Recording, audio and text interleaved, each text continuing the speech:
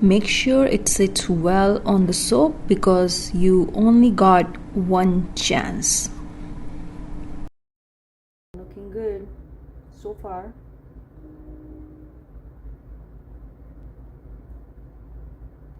This is the third time I'm using this stencil. Ooh, it actually came out pretty good. That actually looks super duper good. Hello and welcome again. Like I promised in my last video, here is the part 2 of Christmas soap. In this video, I will show you how I added this tree shape and the deer on this soap. First, I added a thin layer of soap batter at the base of the molds. After that, the tree shape, or you can say the triangle shapes that we cut in the last video, we added those in this mold. I made sure I placed it at the bottom and I pressed it against each other to make sure there is no gap in between.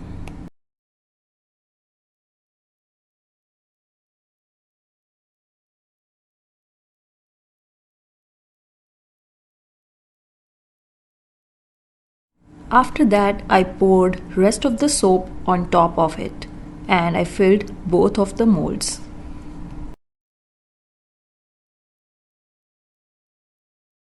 Now you must be thinking why the top of my soap looked so ugly, but I will save that story for another time. Let's keep the focus on the process. Now I cut my soap as usual. It was actually difficult to cut through the triangle part of the soap that was made with melt and pour, but I was finally able to cut through it.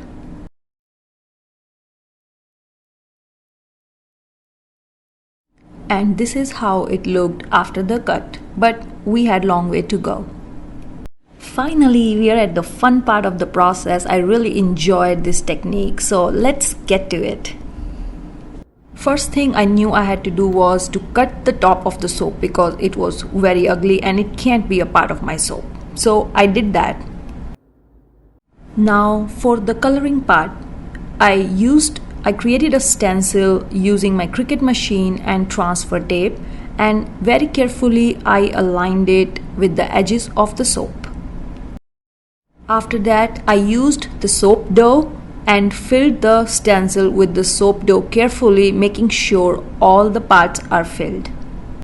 I want to add here that this technique I learned from the sorcery soap. So if you're interested in learning more about soap dough, stencils and how to use those, I would definitely recommend the Sorcery Soap YouTube channel, and she has so many beautiful tutorials there. Okay, once the soap dough was filled in the stencil, I used mica mixed in alcohol to paint the soap dough that we filled. I kept the consistency pretty thick when I mixed mica in isopropanol so that the color does not bleed when I paint on the soap dough. Now carefully lift the stencil straight up so that the color or the soap dough does not smudge. And there it is. It sure is a time-consuming process, but I found it very therapeutic and relaxing, and I really enjoyed working with this. Here I'm gonna show you again how I did it with a clean stencil. If you would like to see a tutorial for how I created this stencil, please let me know in the comments, and I will definitely be very happy to create a tutorial for you.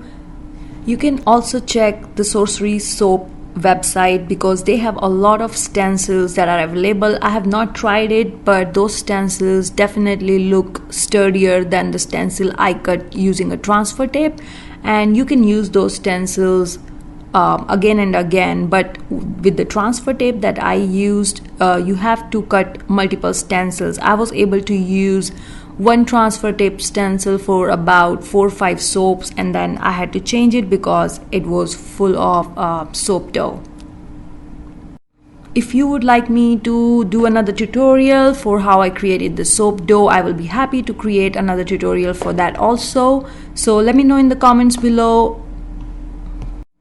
all the credit for this process goes to the Sorcery Soap YouTube channel, because that's where I learned this process from, and this is not sponsored or anything. This is the reality. I came across it and I loved the process and I wanted to try it. Even for the soap dough process, I followed her YouTube tutorials and was able to create a soap dough for me. Okay, here is the final result once again, and I am just so in love. I think I will be using this technique in more soaps, and I really enjoyed it. I hope you will enjoy it too. Thanks for watching the video. I bring soap making and craft tutorials for you, so if you're interested in watching more videos like these, make sure you subscribe to my channel. And if you found any valuable information from this video, make sure you hit the like button and support me. Thank you so much.